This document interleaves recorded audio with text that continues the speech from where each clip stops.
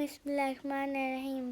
السلام علیکم محترم ناظرین و کرام، امید کرتی ہوں آپ سب خیریت سے ہوں گے۔ میری دعا ہے پروردگار عالم بحق 14 معصومین علیہ السلام آپ سب کو اپنی حفظ و امان میں رکھے، آمین۔ چلیے دیکھتے ہیں آج مولانا صاحب کیا بیان فرماتے ہیں۔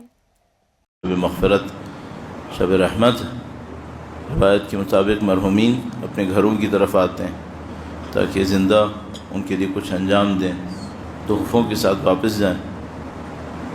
ہمارے پاس روایت موجود ہے کہ مرحومین کے لیے اگر فاتحہ پڑھی جائے بالاخص ان کی قبر پہ جا کر، تو وہ ایسے خوش ہوتے ہیں جیسے روایت نے فرمایا جیسے کسی تم زندہ کو کوئی تحفہ دیتے ہو تو خوش ہوتا ہے، مرحومین خوش ہوتے ہیں۔ آپ کے یقیناً کچھ نہ کچھ مرحومین ہوں گے جن سے آپ کی دلی وابستگی ہوگی، کسی کے والدین ہو سکتے ہیں، کسی کے اور چاہنے والے ہو سکتے ہیں، تو ان سب کو اپنی نظر میں رکھتے ہوئے سید الشہداء کی اس عزاداری کے ثواب میں شامل کرنے کی نیت سے بھی، اور جو فاتحہ پڑھیں گے اس کی ثواب، اور جو مجالس کے اندر تعاون کر رہے ہیں ان سب کے مرحومین، آپ کے اور ہمارے مرحومین سب کے لیے ایک سورہ فاتحہ تلاوت فرمائیں۔ بسم اللہ الرحمن الرحیم، الحمد للہ رب العالمین، الرحمن الرحیم، مالک یوم الدین، ایاک نعبد و ایاک نستعین، اهدنا الصراط المستقیم، صراط الذین انعمت علیہم غیر المغضوب علیہم ولا الضالین، صلی اللہ علیہ۔ تمام مرحومین کی مغفرت کے لیے ایک بار پھر درود بھیجیں، محمد و آل محمد، صلی علی محمد و آل محمد وعجل فرجهم۔ خدا متعال کی بہت ساری نعمتیں ایسی ہیں جن کو ہم اپنی زندگی میں نہیں پہچان پاتے، کچھ نعمتوں کو جان پاتے ہیں، جن نعمتوں کو جان پاتے ہیں ان کا اثر ہماری زندگی پہ کیا ہے اس کا بہت تھوڑا سا حصہ ہم سمجھ پاتے ہیں۔ یوں سمجھ لیں کہ ہم زیادہ تر اپنی زندگی میں اسی نادانی میں چلتے رہتے ہیں، خدا کی نعمتوں کی گہرائی ہمیں نہیں پتہ ہوتی۔ اس کی ایک وجہ ہے کہ اس کا انعام بھی ہمیں پتہ نہیں ہوتا، اس کی سزا بھی ہمیں پتہ نہیں ہوتی۔ ہمیں نہیں پتہ ہوتا کہ اگر یہ نعمت خدا نے ہمیں دی ہے اس کا انعام کہاں تک جائے گا۔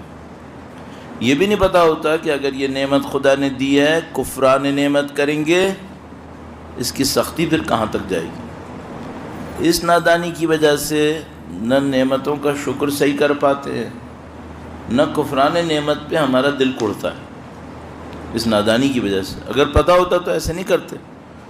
اس خاطر بہت ضروری ہے کہ انسان اپنے اندر اس بات کو بہتر سے بہتر بناتا رہے کہ میری شناخت کیسے بڑھے، میری جان پہچان معرفت کیسے بڑھے، تاکہ میں ان غلطیوں سے اپنے آپ کو محفوظ کر لوں۔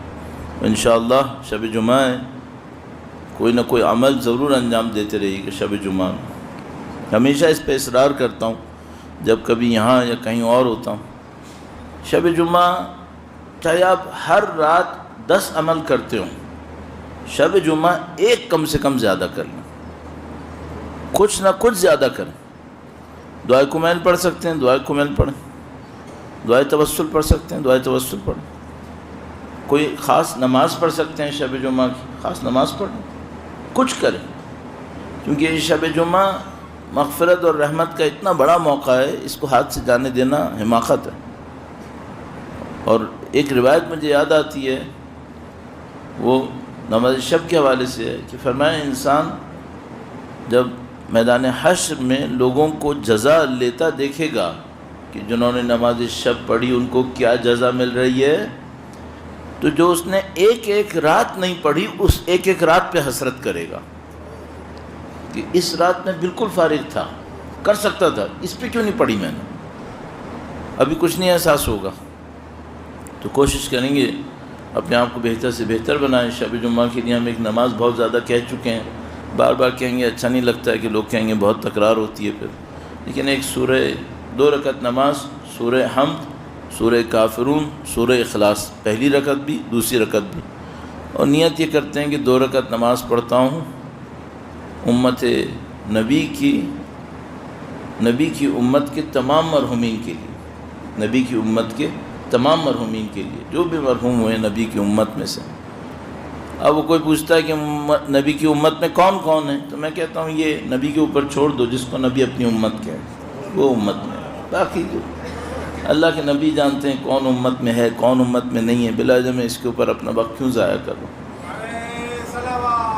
اللہم صلی علی محمد آل محمد وعجل فرجهم۔ تو آپ ایک ہی نماز پڑھ سکتے ہیں، کوئی زیارت اگر پڑھنا چاہے خاص کوئی زیارت پڑھ لیں، دعائے کمیل جو دعائے کمیل نہیں پڑھ پاتے ان کی خدمت میں عرض کر رہا ہوں، ضروری نہیں ہے ایک ایک گھنٹے کی پڑھے آدمی، کون ایک گھنٹے کی پڑھے گا؟ مثلا کوئی کہے مولانا میں تیزی سے 10 منٹ میں پڑھنا چاہتا ہوں، پڑھ۔ کوئی یہ کہے کہ مولانا میں شروع سے کچھ پڑھوں گا کچھ آخر سے پڑھوں گا بیچ سے نہیں پڑھوں گا، کوئی بات نہیں، شروع کرو، جتنا بھی پڑھے اگر دل سے پڑھ لیے خدا توفیق نصیب کر دے گا۔ خدا کسی آئے ہوئے بندے کو واپس بھیجتا ہے کیا؟ جب تک کوئی بندہ خدا کے سامنے آنے کی کوشش کر رہا ہے خدا کیوں واپس بھیجے گا؟ صرف ایک بات درخواست کروں گا، پابندی دکھاؤ، یعنی پھر ایسا نہ ہو کہ ایک شب جمعہ پڑھ رہا ہوں اب اس دفعہ میں تھک گیا ہوں۔ جس دن آپ کو رکاوٹ ہو کسی عبادت میں اور آپ نے رکاوٹ طے کر کے نماز یا عبادت کر لی، اس دن کمال ہوا، اس دن کمال ہوا۔ ایک شب جمعہ آپ بہت مصروف تھے، صبح مثلا 4 بجے فجر ہے، بہت مصروف تھے، 2 بجے آپ کو یاد آیا، سونے سے بالکل پہلے آپ سونے کے لیے لیٹ گئے، تھکے مارے، اچانک یاد آیا کہ آج شب جمعہ تھی، دعائے کمیل نہیں پڑھی۔ اگر اس وقت کوئی اٹھ کے پڑھ لے، سمجھ لو اس نے 10 سال کی دعائے کمیل پڑھ لی ہے، یہ اس نے کمال کر دیا۔ اور جیسے ہی کوئی ایسا کمال کرتا ہے تو اس کی زندگی میں وہ تبدیلیاں آتی ہیں جو کوشش کروں گا ان 3-4 دنوں میں آپ کی خدمت میں عرض کروں کہ ایسے تبدیلی آئے گی پھر کیسے۔